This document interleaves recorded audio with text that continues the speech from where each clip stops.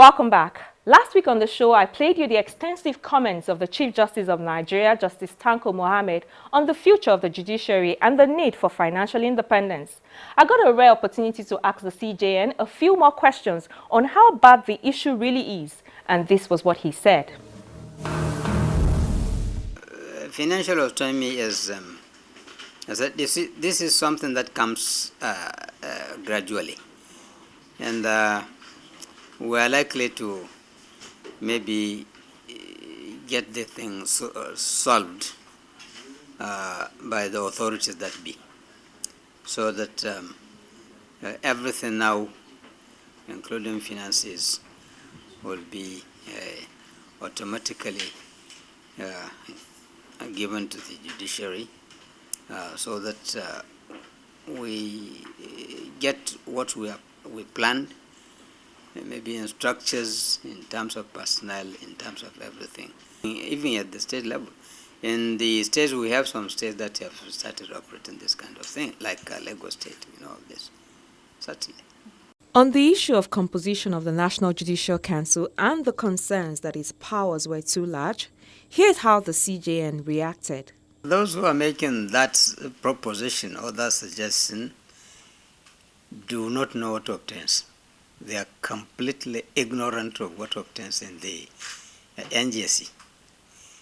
The composition of the NJC, as you are suggesting, is what it is. We have lawyers, we have even non-lawyers at the NJC, and they are doing well. When it comes to this decision on judges, discipline of decision of judges, we ask them to rescue themselves, because what we are going to decide is completely something which belongs to that profession, technical. Well, if the authority thinks that the power given to the CJN is too much, and the power of the government thinks that it should reduce it, why not? Let's go ahead and do it. We don't have any stake at anything. All we are doing is executing the law as it is. So that is it. And on his agenda for the judiciary, we would want this country's judiciary to be first among equals, and the first in the African continent, and then to be along the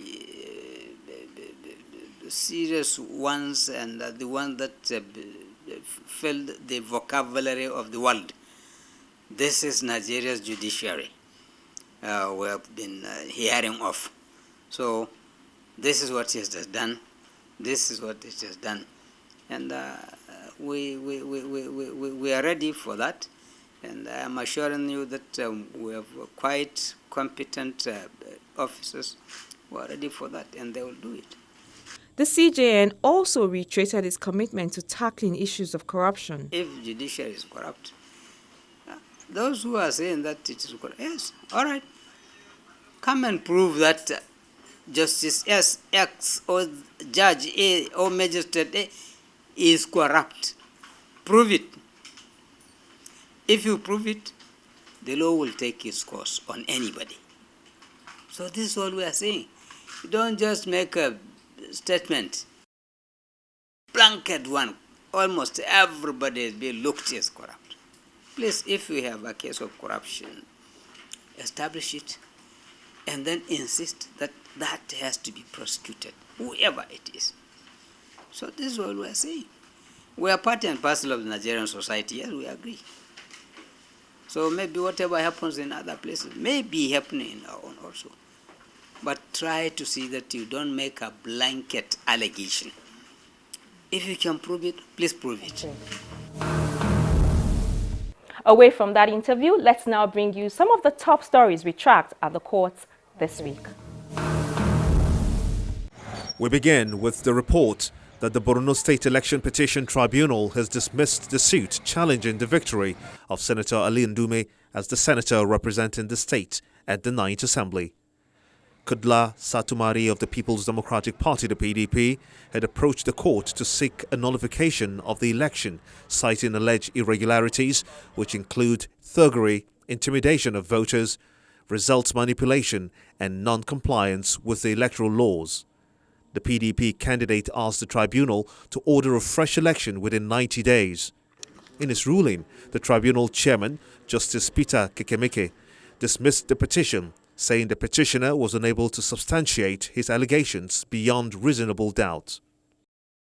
In Lagos, the Federal High Court sitting has fixed the 10th of September to rule on the final forfeiture to the federal government some $40 million worth of jewelries seized from the home of the former Minister of Petroleum Resources, Mrs. Dezani Alison Madueke. Justice Nicholas Owibo fixed the date after listening to the Economic and Financial Crimes Commission, EFCC, make a case for the permanent forfeiture. An investigator with the commission, Rufai Zaki, in an affidavit put before the court, insisted that the jewelries were beyond the former minister's known and provable lawful income. The EFCC counsel, Rotimi Oyedepo, told Justice Owibo that it was in the best interest of justice for the court to order the permanent forfeiture of the jewelries to the federal government. Through her counsel, Nnamdi Awakalu, the former minister maintains that the seizure of the items from her home is unlawful and constitutes a violation of her right to own properties. Still in Lagos, the Federal High Court has also remanded two men who allegedly broke into a sealed warehouse and stole substandard electric cables confiscated by the Standards Organization of Nigeria.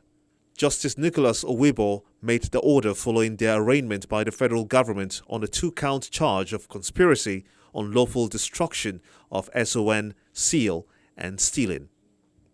Chief State Counsel Mr. Babatunde Alajogun, who represented the Attorney General of the Federation, the AGF, told the judge that the defendants committed the offences on or about August the 21st, 2019, at a warehouse behind Bengas Motor Park, Ojo, Alaba. The court heard that both men carried out the destruction using welding equipment and gained entrance into the warehouse to cart away the substandard electric cables. The two, however, pleaded not guilty. The court is adjourned till October 24th for trial. Two of them were caught, the welder and maybe I think the owner of the warehouse, and they have been charged appropriately. So their bail have been, the court has adjourned for trial. Maybe before the date of trial, the bail application will be heard if necessary. We have to do a formal application for bail. So a date has been given for trial. So within, just soonest, we will file the necessary applications for their bail. And we round off with the report that the governor of Anambra State, Willie Obiano, has sworn in a new chief judge, Justice Onoche Anyachibelu, at the government house in Awka, the state capital. Justice Anyachibelu, before his appointment, was the administrative judge at Awka Judicial Division and has practiced for 35 years, out of which 15 have been spent on the bench. Swearing in the chief judge, Governor Obiano maintains that the judiciary remains key and strategic in what his administration is doing, and as such, professionalism, intelligence, and calculated urgency should be applied. The new chief judge, on his part, has assured the people of excellent performance and transparency. Okay.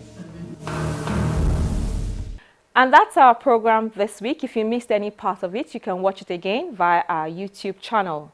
Don't forget that you can also find past episodes of the program on the channel. I'm Shola Shieli. Many thanks for watching.